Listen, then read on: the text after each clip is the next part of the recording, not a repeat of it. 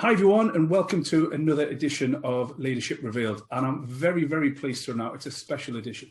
I'm joined today by Samanah Duran, who is a British entrepreneur, media personality, and founder of and CEO of Be Your Own, a digital media and news company that advertises for women in business.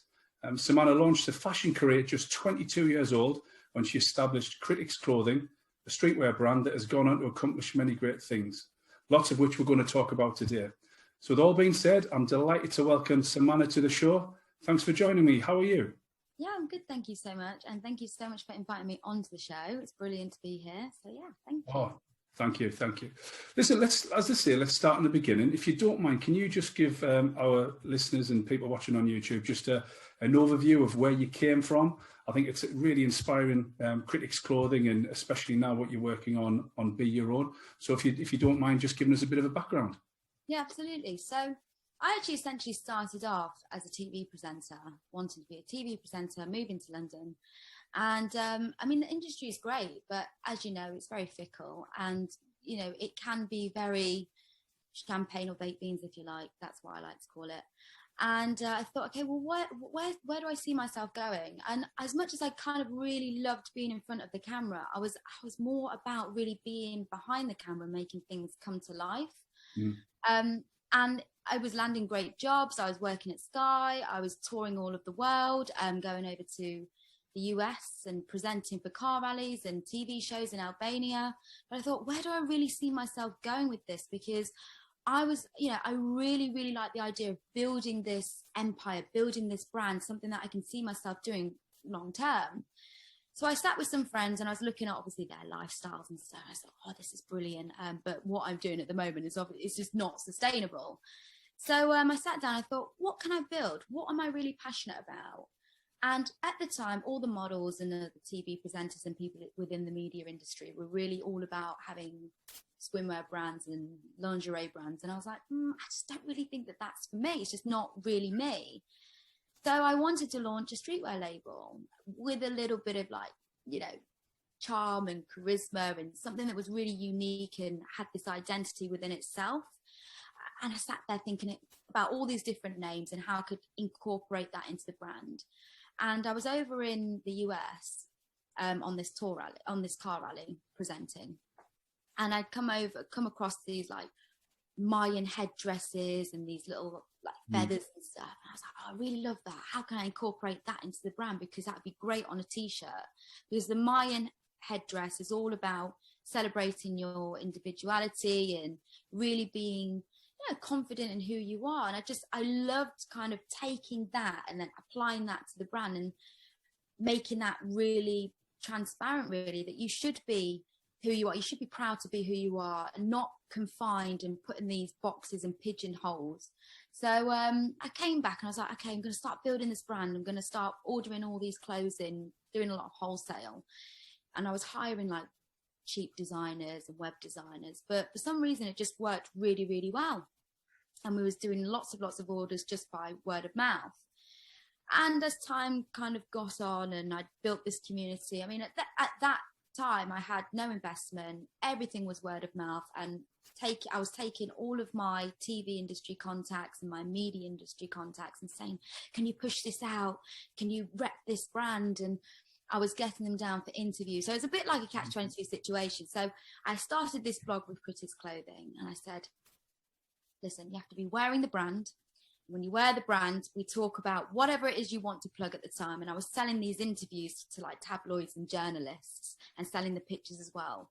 And we ended up getting like David Airwood, Hugo Taylor. He'd just come out of, I think it was I'm a Celebrity, Get Me Out of It. Right. Baz Blackwood, who was in Only Fools and Horses and Lock, Stock, Smoking Barrels. And then before we knew it, we had like Wretch 32, Sneakbo, Rita Ora. And it was just amazing just to really watch this brand grow and grow and grow and just have that organic growth, because even back then, Instagram wasn't really about. So it was really about, I guess, like influencer marketing, but it just wasn't, because obviously people need paying now for ambassador, roles and endorsement. And as I said, time had gone on and I thought I'll start something off the back of that, which was Be Your Own. And I really liked the whole idea of just building this sisterhood community. And at the time, it was just a platform. It was just on Instagram. And I thought I'd take these women, some of the women that we'd already interviewed before, like singers and songwriters and artists, and we'll give them a platform to talk about what they do. And it was just really nice because we just built up this solid community of women in business. We've taken women at that point from real estate, cryptocurrency as it was back then, marketing, yoga instructors. And it was just so nice to hear their stories, because that is really essentially what Be Your Own is. You know, as long as you're happy doing what you're doing, doesn't matter what anyone else thinks or how much you're earning, just stick to what you're really good at. And as long as you're really passionate about what you stand for, that's all that's ever really going to matter. So we started off as a non-profit for the first 18 months, which is, you know, that's how I guess some businesses do start. And it really was just a passion, just to speak to other women in business. And I sat down with the business development team and we thought, okay, well, how do we make this scale? How can we grow this? How can we grow a team and actually make this a profitable venture? Because there's clearly a need for it. There's clearly, like, women are really engaging in this community on Instagram. So how do we push that? And we came up with this business plan and this marketing strategy, and we started doing reaching out to women on LinkedIn, and people were just lapping it up. We're just snapping at the chance to just be part of this community. And of course, we had the odd woman that was like, oh, you know, why do we need to pay for this? You know, why do we need to be part of this media brand that you're building and pay for it when you essentially need us? But we was obviously doing all the legwork, getting them out there, promoting them on Instagram, all the newsletters, and just really, really pushing them out. And as time's gone on now, we've got the webinars, we've got the podcasts, we've teamed up with, even just throughout COVID last year, throughout the pandemic, we teamed up with over 300 PR companies and communications agency just to really push the women out there on behalf of them. So we only work with like female backed brands, and or there has to be at least one female founding co-founder within an organization. But it's really just about giving women that opportunity to talk about what they do and why they love it so much, and really just about just helping the next generation of female entrepreneurs, because it really is tough out there. And I think that if more women supported each other, I just think there'd just be so much more put into the economy and so many more beautiful collaborations and partnerships happen. And that's really what we're all about. It's just watching all of this come to fruition and just saying, hey, we've got a connection there, or hey, we've got this, we can connect you there, and just watching everything come to life, really. So I guess that's where we're at now. That's amazing. I mean, it's definitely that women don't have that equality of opportunity as much as men, be that, you know, we've got to look after, you know, the children, or it's just a societal expectation.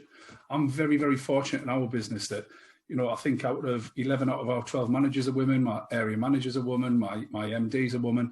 So I'm very fortunate that I've never experienced it, but just listening on the forums and speaking to people, it's a real serious problem out there. So are the people or your customers or clients coming to you, is that because of what they've experienced, or what's the particular reason that they're coming to you and wanting to deal with other women?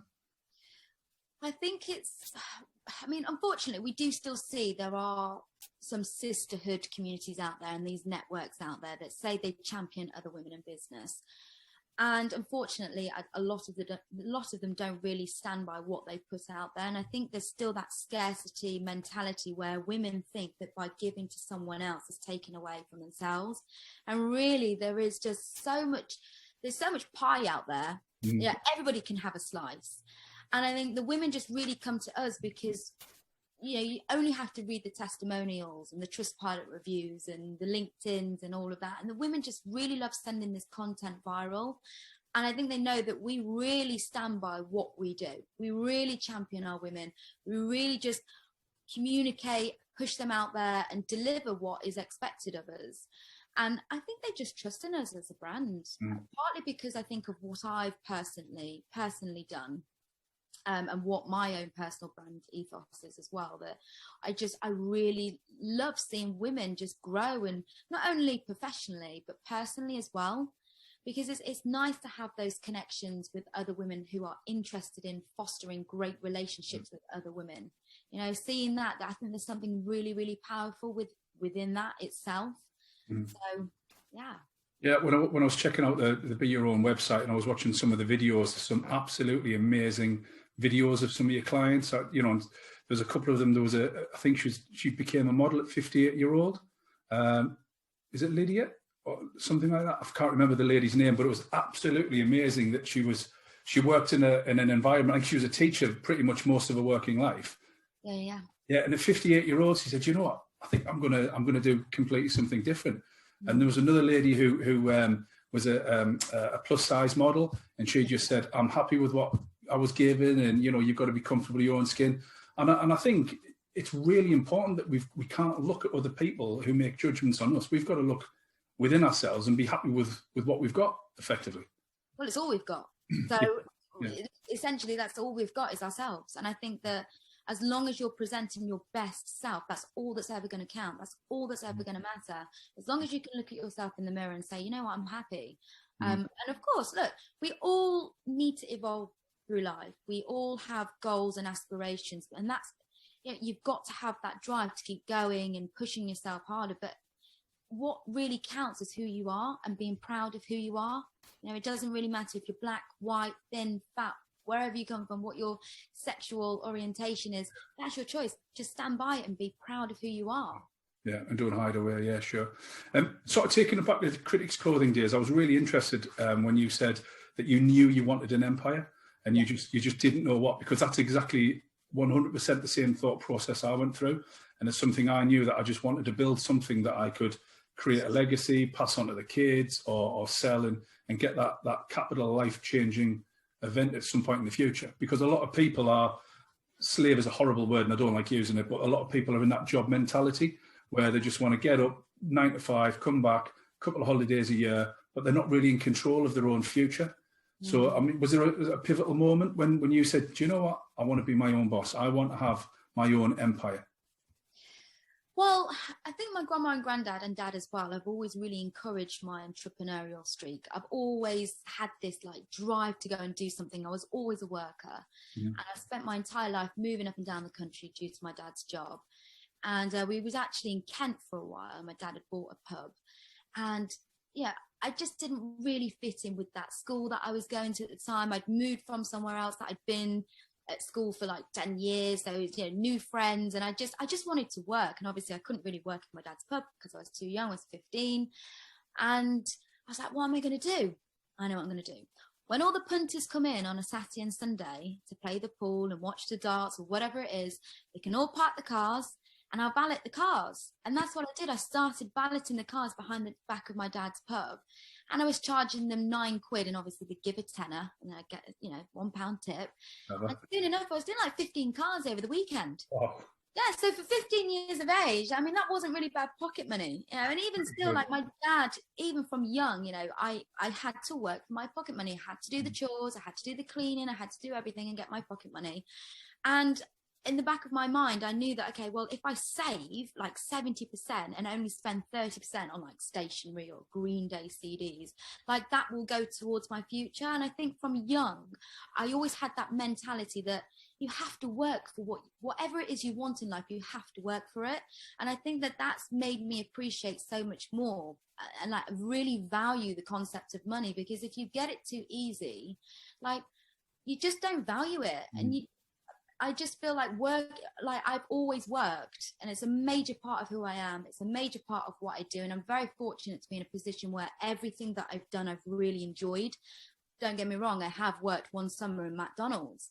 But again, like that for me was a point where I was like, okay, well, you know, this is real life. People go and do this every day, 9 till 5 for national minimum wage. And this is not where I see myself going.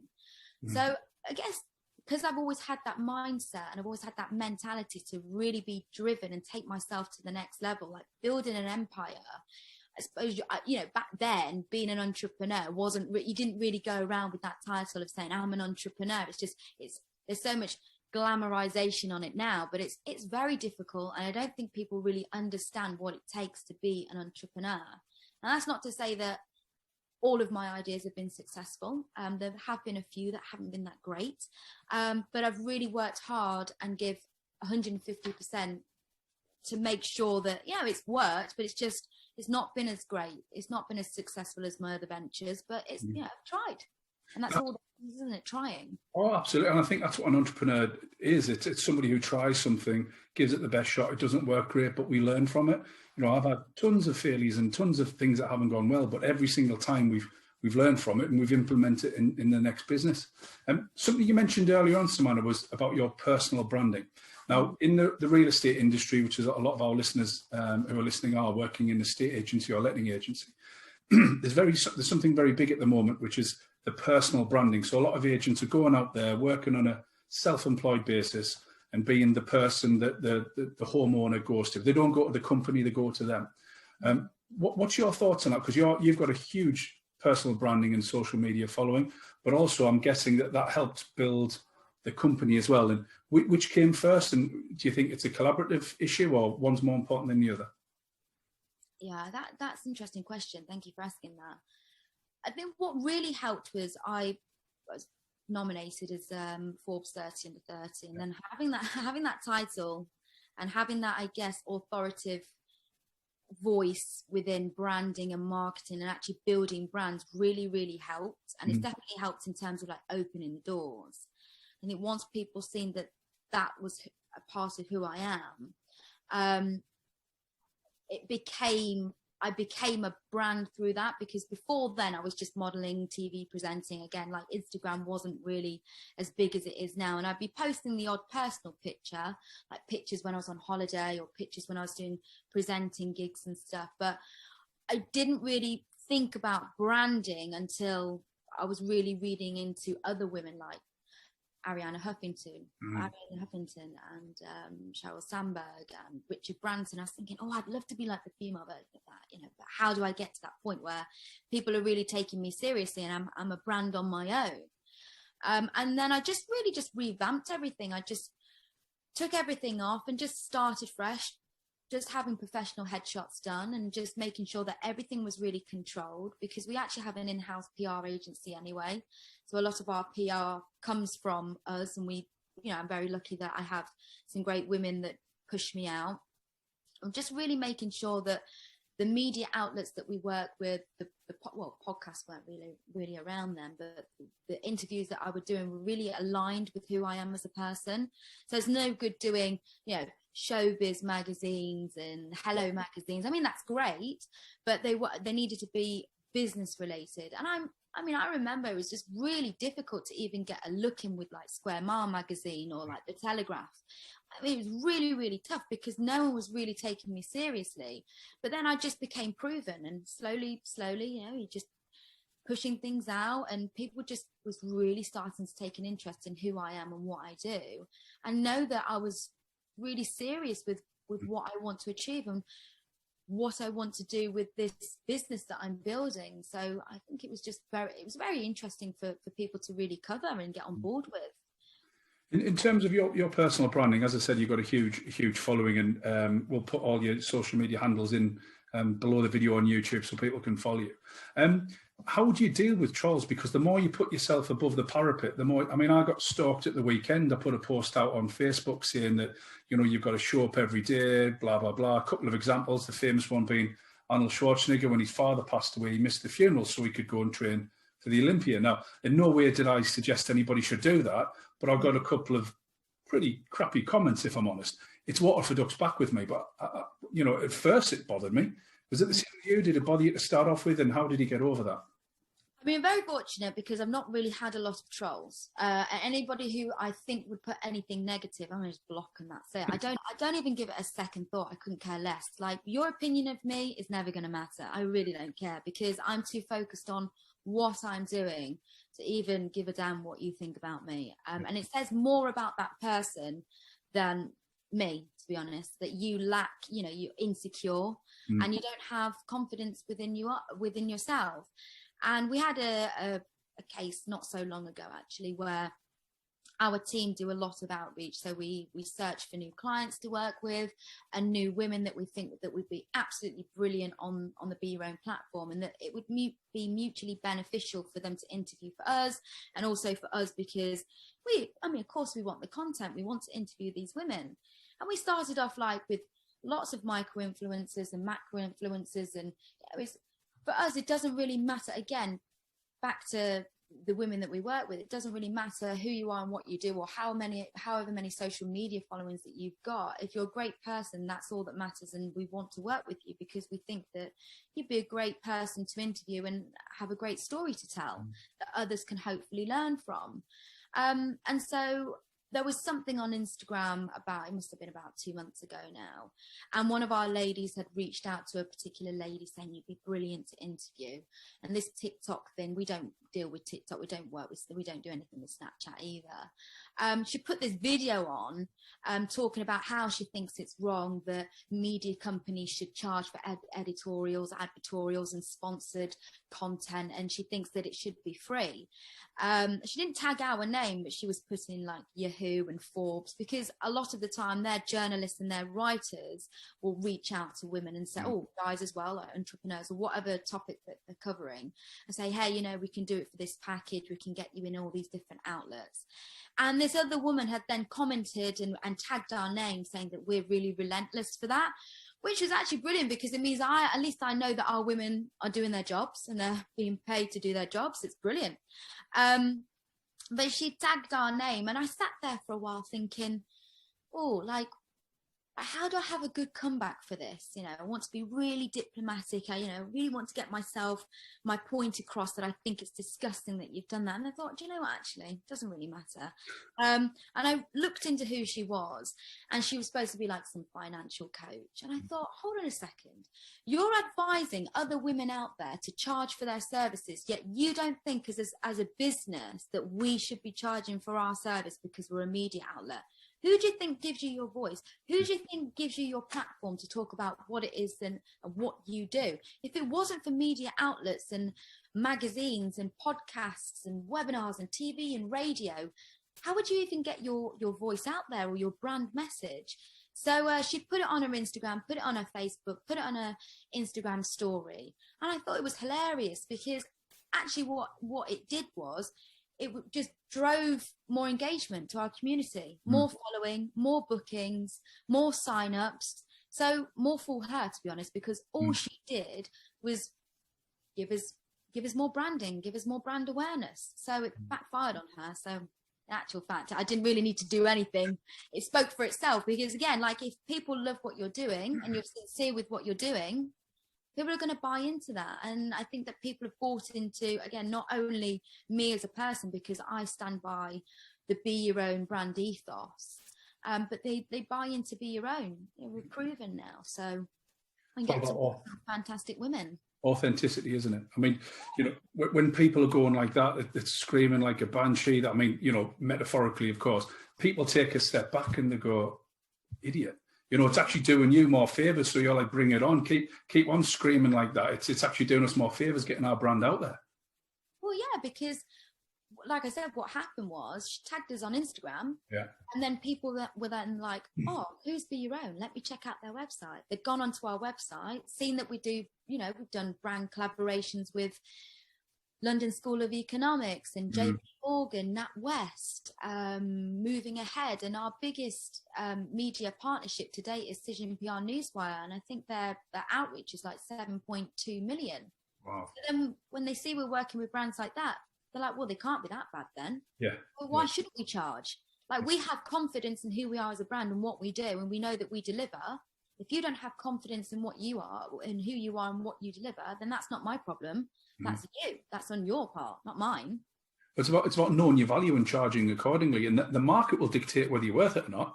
If you're overpriced and you're not delivering, then you won't have any customers. But if you're getting more customers, then there's an argument to increase your prices if you're delivering that value. Yeah, absolutely. We increase our prices every single year, but we know what we bring to the table. We know what we're capable of delivering. So at the end of the day, if women are willing to pay for it, there's a market there. So capitalize on it. How have you been able to pivot and change your business model during COVID? Because I know you used to do a lot of meetups. Obviously, you've gone on Zoom and webinars and stuff. Was it just that changed, or was it a bit more complex than that? Not really. I'd just say, to be honest, it's been a blessing in disguise, because, I mean, of course, the pandemic isn't brilliant. Yeah. course not. But we've got a lot of members overseas. So our three biggest audiences are the Canadian audience, the US market, and the UK. And what it enabled us to do was just really connect with them and bring them in, because they can't fly in for a ladies' lunch. So how are they going to be part of a membership? How are they going to be part of a community where they're not actually physically meeting the women? They're not actually engaging, face to face with other women and networking as such. So I thought, okay, let's try this Zoom. And I'm not a fan of Zoom, not a fan of these, online seminars and things like that. And I thought, let's give it a go. Let's test it. And I thought I'd do every other month. And we started off doing the first one, and the women just loved it. And I thought, you know what, actually, this is going to be a permanent extension of the Be Your Own brand. So we've kept it. So when we do resume back to normal and everything goes back to normal, and it's the new normal, as we'll call it, we're still going to be keeping the Zooms, but we'll also do the Be Your Own ladies' lunches as well, and just combine the two. And the women that can't fly in for the lunches will then just do the Zoom. Because, I mean, most of our members really are London-based. We've got a few in Manchester and a few in Scotland. But most of them are willing to actually travel to London. So, again, like, I know what we do. I know that what we bring is very valuable, because all the tools and resources that we offer, the women can take away and think, oh, goodness, like, I can apply that to my business.